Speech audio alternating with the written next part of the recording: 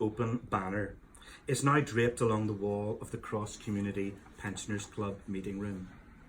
Patricia's Liam donated the funds for the banner from a win on the horses on the day of her Nolan interview. Sorry, this is Stephen Nolan. I forgot to mention him, yeah. Oh yes, so Patricia is a big fan I'm a big fan of Stephen Nolan. And it's her only fault. The banner... Do you know my eyes aren't great? You're gone, your eyes are gone. The banner obscures nearly all of the other posters, apart from the one advertising last year's legendary Cross Community Santa's Grotto, of course. It's only a few weeks since Big Isabel's funeral, and today the women have a sense of momentum and some supportive public opinion behind them. We can do this, girls, Jean reminds the team. Yes, we can, says Roberta, like what Osama said. Roberta gets her words mixed up, she'll tell you about that. My Liam said everyone in the bookies tonight said I was great on Nolan, says Patricia. A wee man walking his fox terrier stopped me in Woodvale Park and handed me a fiver to go towards our campaign, said Roberta. I got a phone call from my cousins in Dublin, said Bridget. Bridget's the sensible one, by the way.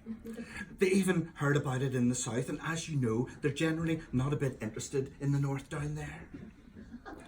This is all that matters now. The women are committed to meeting together every week to plan the campaign. All the most important people in their community from both sides are invited along to hear about the plans. The women are determined to gain their support. In one of their adult education classes, the group had learned about lobbying stakeholders.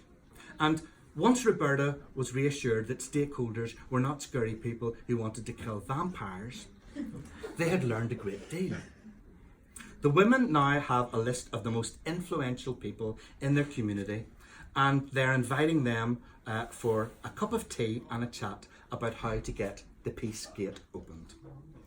This is the first such meeting with one of those special guests, and so the women are naturally a little nervous.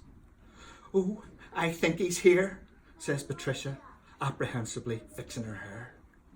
Well, here goes nothing, says Jean, and takes a deep breath. A large man with significant muscles, loyalist tattoos, and chunky gold jewellery enters the room. A certain unspoken authority arrives with him. He sits down awkwardly on the office swivel chair borrowed from the minister's room at the top of the table. Tea, love? Asks Jean. Aye, dead on, replies the guest. The man is poured a nice cup of tea by Bridget. He is accustomed to service and attention.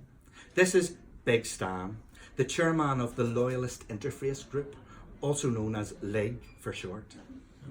His driver is waiting outside for a smoke. Big Sam is much feared and hated by the local teenagers such as Sam and Lee, who steal Ford Fiestas for the crack. But this community leader is neither feared nor hated by Jean, who remembers when young Stanley was himself a teenager, stealing Vauxhall Vivas to block the roads for Ulster.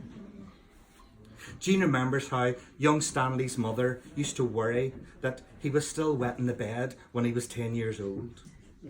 Jean always felt sorry for young Stanley and gave him extra pink custard on his jam sponge in school when she was a dinner lady, even though the other dinner ladies disapproved of her having wee favourites. Jean recalls Stanley's mother and her joy when he was released from jail at the end of the Troubles. Stanley's a good boy, so he is, Jean, she said. He just got in with the bad crowd. Aye, and became their brigadier, thought Jean. But she kept these thoughts to herself. Jean is glad to see Stanley's transformation from paramilitary leader to community worker. She thinks he genuinely wants the best for the community, but she doesn't like the way he still barks orders at the youngsters and gives the impression he is still in charge of the whole street. Big Stan decides for himself when the paramilitary flags go up on the lampposts and if and when they come down. Big Stan is a very powerful man in these parts, and he knows it. He attends community meetings with Belfast City Council, and he accuses all the government agencies of neglecting and damaging his community. Not one of these statutory bodies dare speak up to suggest that Big Stan and his paramilitary minions might also be damaging his community.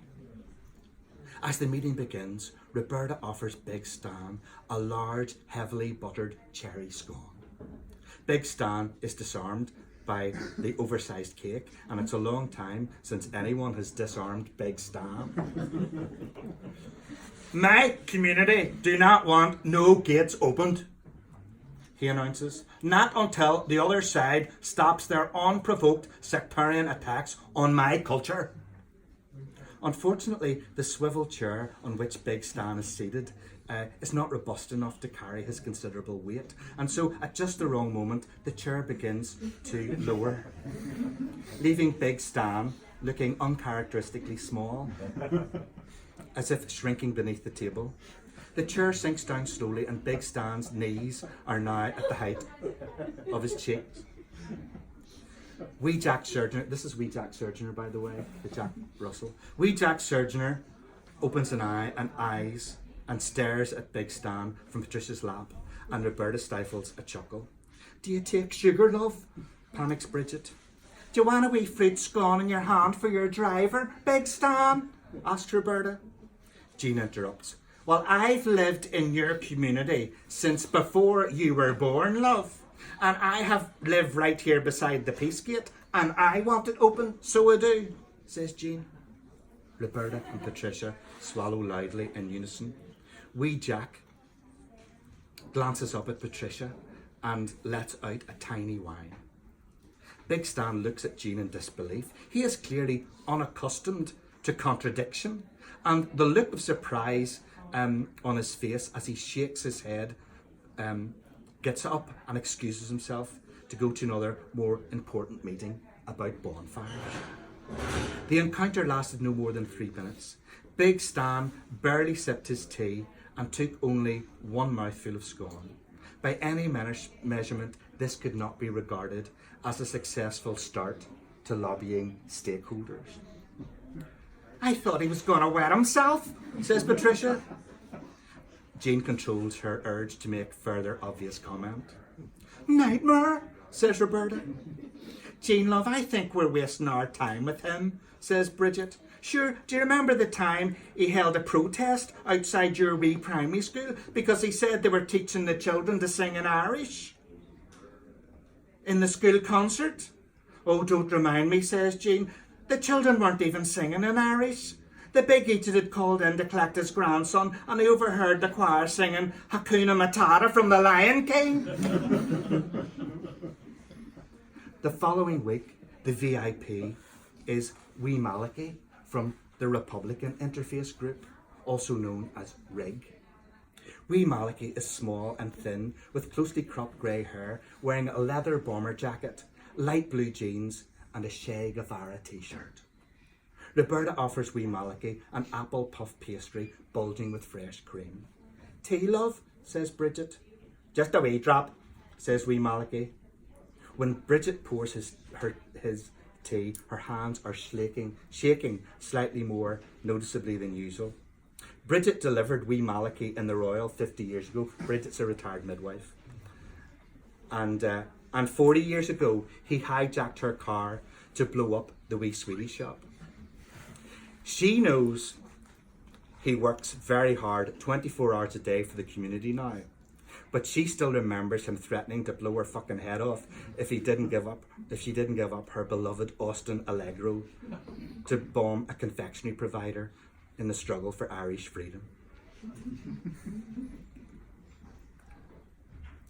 It's an incident Wee Malachi has clearly forgotten as a minor detail in the struggle against the British war machine. Bridget will never forget. The women have ensured the screws under the seat of the swivel chair have tightened to avoid any further embarrassing incidents with the community leader. Let me be very clear. My community do not want no gates opened, begins Wee Malachi, struggling with fresh cream licking onto his greying goatee beard. Not until we have guarantees we will be treated with respect and complete equality by the people from the other side of that wall. Sure, we'll get the gate opened in Irish for you as well, says Roberta. A dollop of fresh cream drips disrespectfully onto wee Malachy's boots. Patricia drops her teaspoon. Wee Jack leaps out of her lap and edges slowly towards wee Malachy until he can lick his boots and traces the fresh cream discreetly. Are you sure you don't want a wee box of tray bakes for all your staff at the community centre? Asks Jane. Bridget interrupts with uncharacteristic curtness. Wait till I tell you, son. She points at Jean and Roberta. These women have equally as big a problem making ends meet with their pensions as I do. Roberta chokes on her milky tea. Wee Malachy is clearly affronted by Bridget's impertinence. He's used to being the outraged victim of authority and struggles not to say that this cheeky owl doll should stick to looking after wee babies and mind her own fucking business, because he knows you aren't allowed to say that sort of thing out loud anymore. Patricia fiddles nervously with the controls of her electric wheelchair and accidentally jolts forward, causing wee Malachy to spill more cream from his apple puff pastry down the front of his t-shirt all over Che Guevara's berry. As wee Malachy excuses himself to go to a more important meeting about Parade's protests, Jean notices that it looks as if a seagull has shit on Che. When the door closes behind him, Patricia can no longer contain herself. Oh, that wee gab shite has a sort of face on him I'd never get tired kicking if I had my legs. If that's a stakeholder, he can keep his bloody stakes, says Roberta. Bridget and Jean quietly pray that wee Malachy is out of earshot. So that's